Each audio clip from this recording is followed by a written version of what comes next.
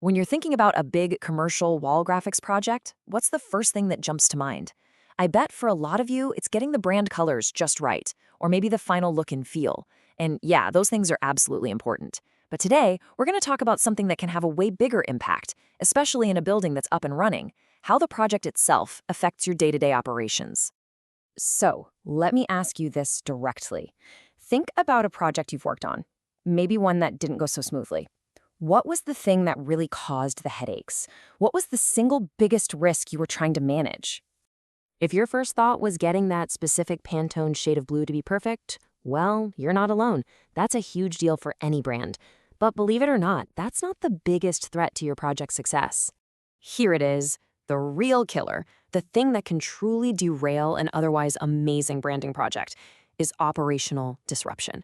We're talking about the hidden costs, the downtime, the lost hours, the complaints from tenants or patients, and just the general chaos that takes over your facility.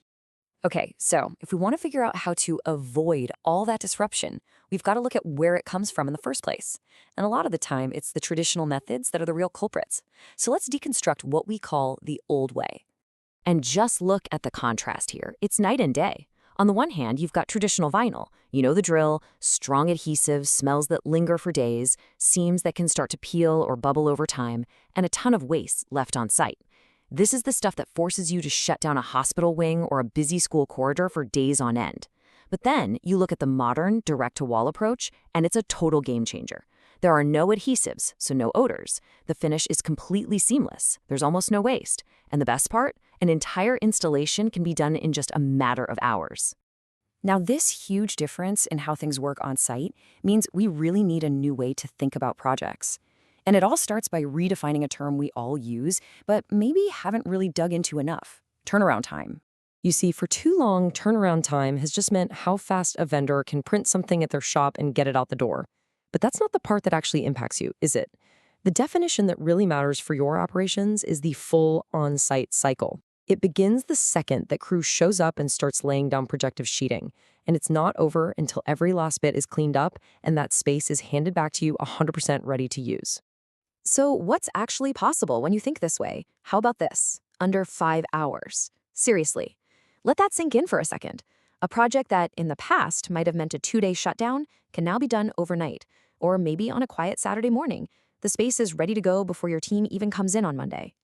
Okay, so you're probably thinking, that sounds great, but how do I actually make sure I'm getting that level of efficiency? How do you sort through the marketing fluff and get to what's real? Well, that brings us to a super practical tool, an expert's checklist for your next request for a proposal, your RFP.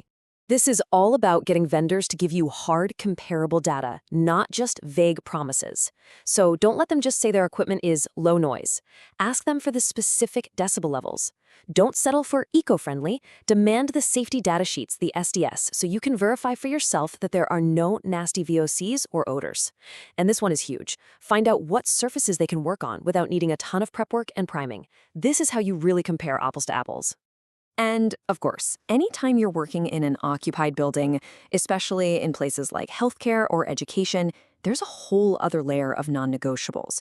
Your RFP has to get super specific about infection control protocols, how they're going to contain dust, and what their plan is for keeping fire exits clear and wayfinding signs visible. This isn't just about good project management. We're talking about life safety and compliance here. But look, a perfect installation is really just page 1 of the story. A truly expert approach looks way beyond day 1. So let's shift gears and talk about the entire lifespan of these graphics and what that means for your total cost of ownership over time. The name of the game here is planning for the long run. You've got to ask for proof. Can this surface actually stand up to hospital-grade disinfectants without fading? When it's time for a rebrand in 5 years, is the finish paint over ready, or are you looking at a massive removal job? And if you're managing a whole portfolio of buildings, how are they going to guarantee your brand color is consistent from location 1 to location 100? These questions are what separate a quick fix from a real long-term asset. It all comes together in this one core idea, and this quote really says it all. Operational harmony should be the headline criterion in any commercial wall graphics RFP. Think about that. Not an afterthought, not a nice to have. It should be the main thing, the lens through which you look at every single proposal you get. So as we wrap this up, I want to leave you with one final question to take back to your team. I want you to take a really hard look at your current process, at the questions you're asking your vendors. Is your next RFP actually built to prevent disruption? Or, without you even realizing it, could it be inviting it right through the front door?